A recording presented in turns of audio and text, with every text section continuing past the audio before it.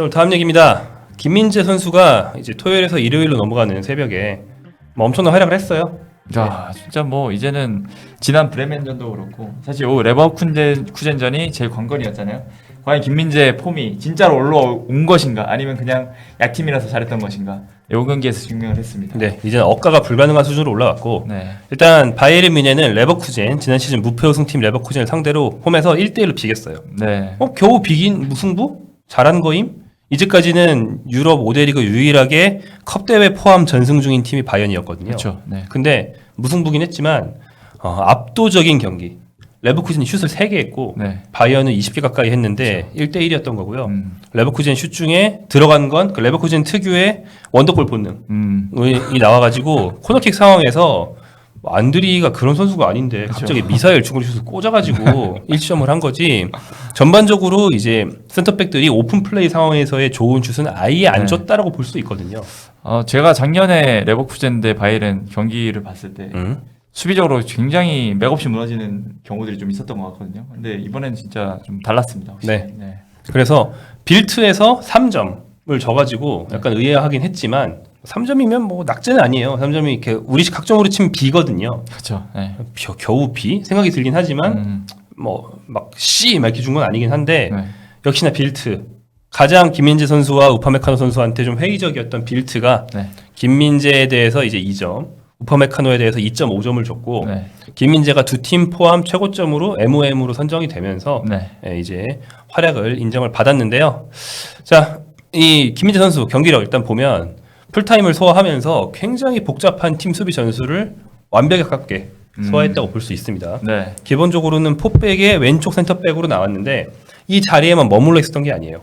일단 상대팀 레버쿠젠이 빌드업을 굉장히 잘하는 팀이고 네. 또 공격 단계에서도 포지션 체인지를 많이 한단 말이에요. 네. 우파메카노가 이걸 막으려고 올라갑니다. 그러면 김민재가 그 뒤를 커버하다가 오른쪽까지 가요. 근데 우파메카노가 중앙선을 넘어가서 경합을 하는데 김민재가 딱 뒤에서 예측했을 때 우파메카노가 지금 저 경합에서 질 것 같은 거예요. 네. 그럼 김민재 어떻게 해야 될까요? 커버를 가야죠. 커버를 가야죠. 네. 그러니까 저 뒤에서 멀리서 이제 지키고 있는 스타일은 좀 발 느린 그런 스위퍼형 센터백의 방식이지만 네. 오히려 그러면 우파메카노가 경합에 진 다음에 상대 공미가 공 잡고 빠르게 돌진해 오는 거를 저 멀리서 막아야 되잖아요. 그렇죠. 이거는 안 좋은 수비고 김민재는 굉장히 모험적으로 우파메카노한테 바로 붙어서 다시 같이 올라갑니다. 둘 다 중앙선을 넘어요. 네. 근데 우파메카노가 저가 공이 떨어지면 김민재가 바로 줍습니다. 굉장히 모험적으로 했는데 그게 다 성공했어요. 이번 경기에서는. 이 정도 모험적인 거는데 사실 개인의 판단보다는 진짜 팀적으로 좀 준비된 거라고 좀 봐야 되지 않나요? 네, 뭐 어느 정도는 그런 면이 있죠.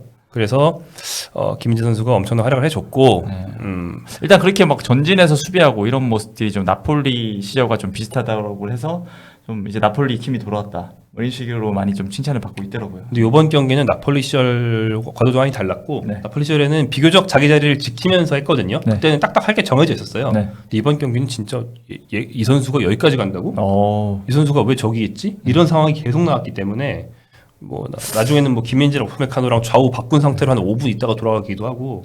이거 근데 굉장히 작년에 그 투엘 감독이 김민재 뭐 오버래핑 하고 하면 그거에 대해서 좀 뭐 자리 좋은 상황이었는데도 비판을 갑자기 했잖아요. 과도하다. 네, 과하다. 뭐 이런 식으로. 그거랑 되게 뭐 비교된 상황인 것 같긴 합니다.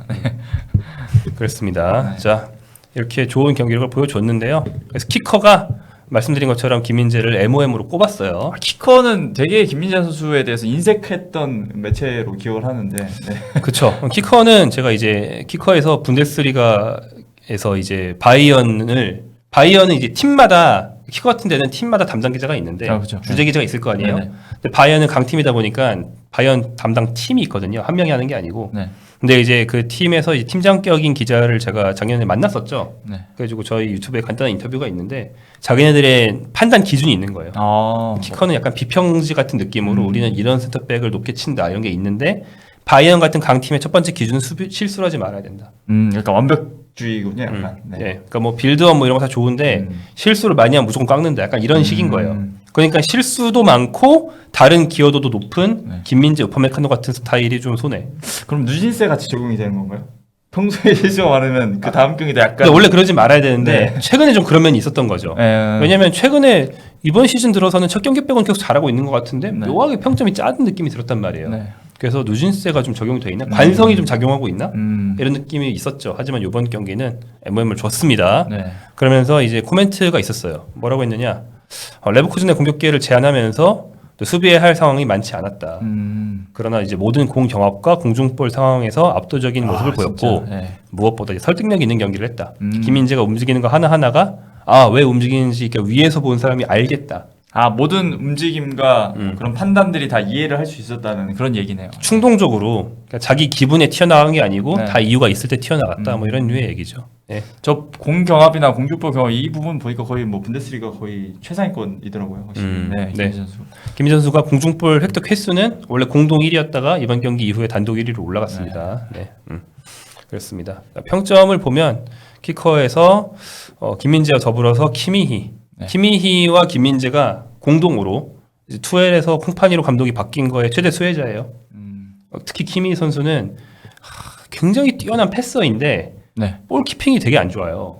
이 선수의 특징이거든요. 그러니까 체구도 작은데 발재간도 별로라서 네. 못 돌아섭니다. 그러니까 돌아서는 능력이 없는 후방 플레이메이커. 타락박 능력이 네. 약하군요. 그것만 빼면 다 좋은데 그게 좀 약하거든요. 그래서 그것만 주고받으면서 타락박하고 앞을 보면서 공을 받을 수 있게만 해주면 되는데 투엘 감독이 그래서 난 키미히 6번으로 안 쓸 건데 계속 이러면서 팔리냐 사줘 이랬다가 네. 팔리냐 실수로 구단이 못 사주니까는 약간 난 못해 막 이런 느낌이었단 말이에요. 그렇죠. 그리고 네. 나중에 풀백으로 보냈을 때도 그냥 보통 풀백으로 쓴 능력치 완전 보통인 그렇죠. 네. 그런 풀백으로 쓰고 막 그랬단 말이에요. 예전에는 풀백도 엄청 잘했던 것 같아요. 그럼요. 네. 네. 그 아놀드랑 비견되는 풀백이었어요. 그렇죠, 원래. 네.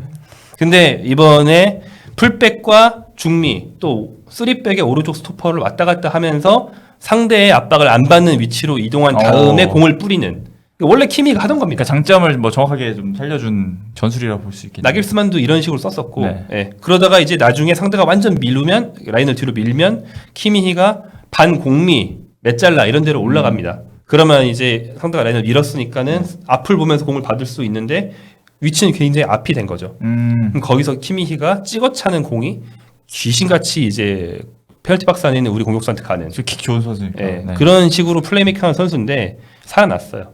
여기도 이제 김민재, 우파메카노 등이 옆에서 보조 맞춰주고 네. 이날 요즘에 좀 특이하게 오른쪽 풀백으로 뛰고 있는 게헤이루가 계속 보조 맞춰주고 이런 게 도움을 많이 주고 있죠. 그래서 굉장히 복잡한 전술의 수혜자로 네. 김민재, 키미를 들 수 있겠고 네. 이렇게 치열한 무승부였던 만큼 상대팀 레버쿠젠에서도 요나탄 타가 평점이죠. 바이에른, 명예 바이에른인이라고 하네. 거의 올 뻔했던 네.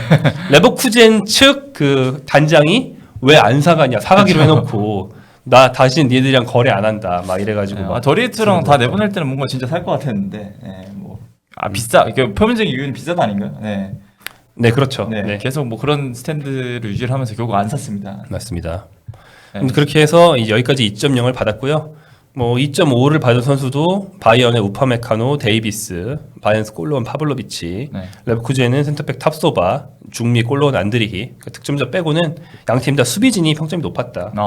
공격진은 막 해리케인 4, 저기 레버쿠젠 공격진에서는 4.5, 5.0. 근데 제 케인은 이 강팀과 경기에서 약한 모습은 계속 반복이 되는군요. 다소 진짜. 그렇죠. 네. 네. 근데 뭐 이번 경기는 뭐 본인 책임이라고 하기 좀 그렇지만 아무튼 조절감이 없긴 했고 기대하는 바가 있으니까요. 케인한테. 네. 가장 평점이 낮은 선수 5.0에 마르탱 테리에가 있는데 5.0은 D입니다. D. 학점으로 치면 D 학점이거든요. 이게 재수강도 애매한 네. 그 D 학점. 네. 차라리 F를 줘라. 그렇죠. 근데 테리에가 오른쪽 공미였기 때문에 네. 왼쪽 센터백 김민재랑 정확히 부딪히는 위치에 있었는데 네. 일단 테리에가 공을 잡고 뭘 했는데 김민재가 가서 막았다? 이게 아니고 테리에가 공을 거의 못 잡는 수준이었어요. 공간을 안 주니까 네. 레버쿠젠도 전술이 좋은 팀이라서 좋은 위치에서 공을 잡고 싶은데 그렇죠. 네. 바이언 수비진이 공간을 아예 안 주는 거예요.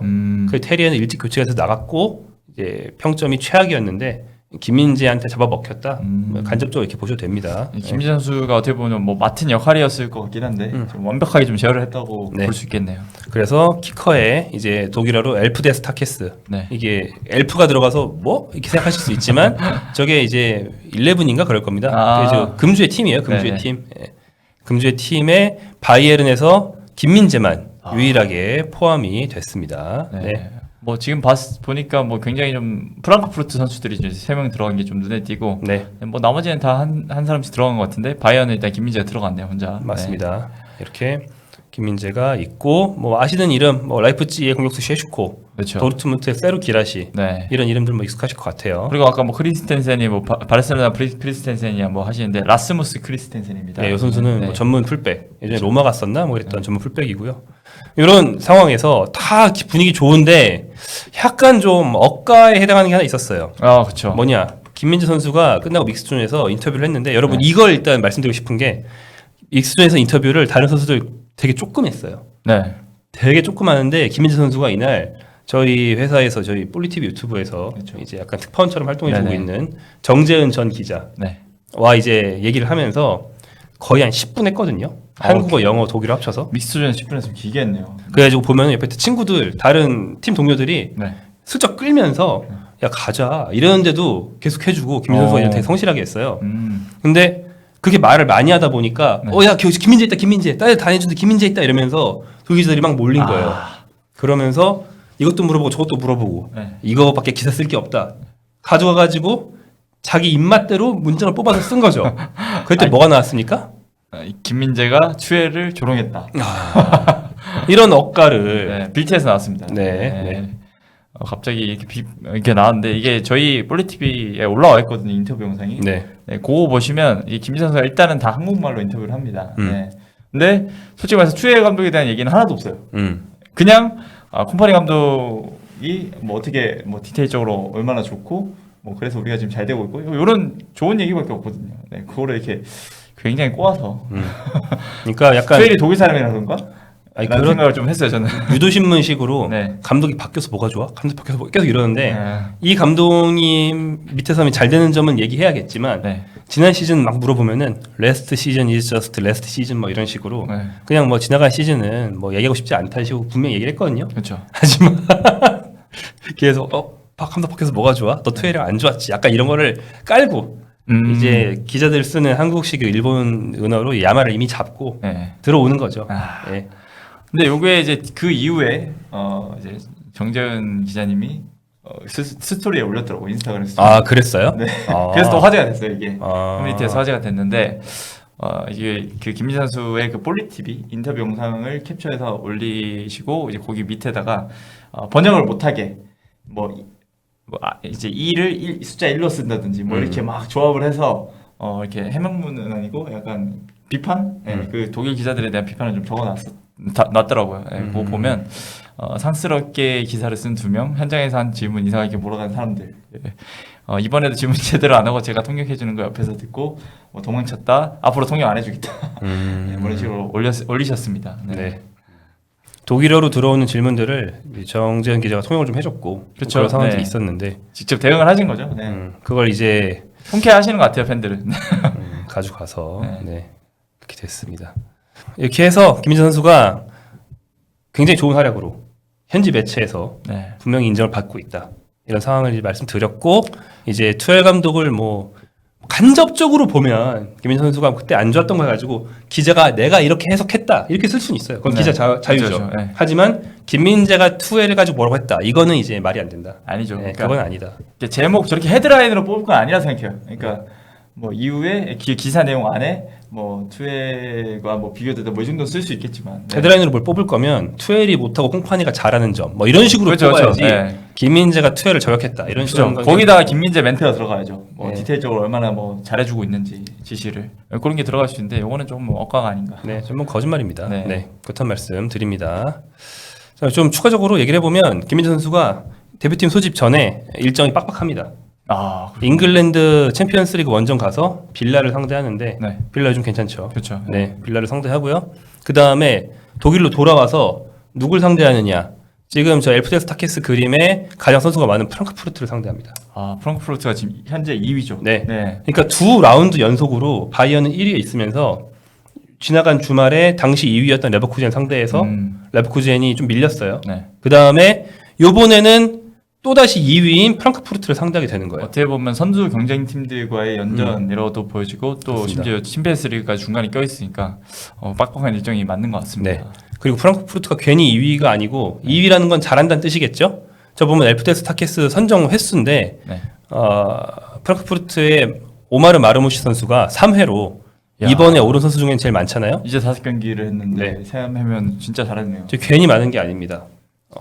후스코어드 기준으로 5라운드까지 6골 5도움. 와, 경고 포인트가 벌써 11개가 네. 되군요. 네. 분데스리가 득점 1위, 도움 5개, 후스코어드 기준입니다. 도움 네. 5개는 유럽 5대 리그 통틀어서 1위. 음. 그리고 컵 대회에서 포칼에서도 도움 2개 했거든요. 네. 그러니까 6골 7도움이면 이제부터 공격 포인트 하나도 안 해도 시즌 끝난 다음에 까보면 이거 네. 잘했네 싶은 정도의 13개예요 벌써. 네. 예, 미친 페이스를 보여주고 있는 선수고 저 선수 이집 선수인데 약간 제2의 살라 느낌으로 그러네요, 진짜. 예, 굉장히 이제 드리블이 좋고 근데 요즘에는 공격 포인트 생산력이 진짜 좋아졌어요. 자신감 가지고 빵빵 때려요. 거의 난사 수준으로 때리는데 이번 주말 경기에서 2골 2도움을 했거든요. 한 네. 경기에서. 그래서 이 선수 굉장히 무섭습니다. 그러니까 쉽게 한마디로 요약해 드릴게요. 지금 길게 한 얘기 요약하면 현폼 세계 1위입니다. 이 선수. 전폼 세계 1위. 네, 현폼 세계 1위 다가오는 주말에 붙게 된다. 저 선수랑은 또 김민재 선수의 맞대결도 좀 기대가 되겠네요. 김민재 선수 요즘 뭐 높게 올라가면 충분히 부딪힐 수 있으니까. 네. 그래서 레버쿠젠 하면 지난 시즌 무패한 독일 최강 조직력의 팀 아닙니까? 그렇죠. 조직력 1위. 일단 조직력 싸움에서 이겼습니다. 이번에는 개인 드리블 막 흔들고 들어오는 그런 거 1위인 선수를 또 맡게 되는 김민재 다이나믹한 연속 어떤 대진이라고 보시면 되겠습니다. 일단은 뭐 지금 폼 좋은 거 굉장히 좋고 잘해주고 있는데 부상 없이 빡빡한 경기 치르고 또 대표팀 와서 좋은 활약 보여주기 좀 기대하겠습니다. 좋습니다.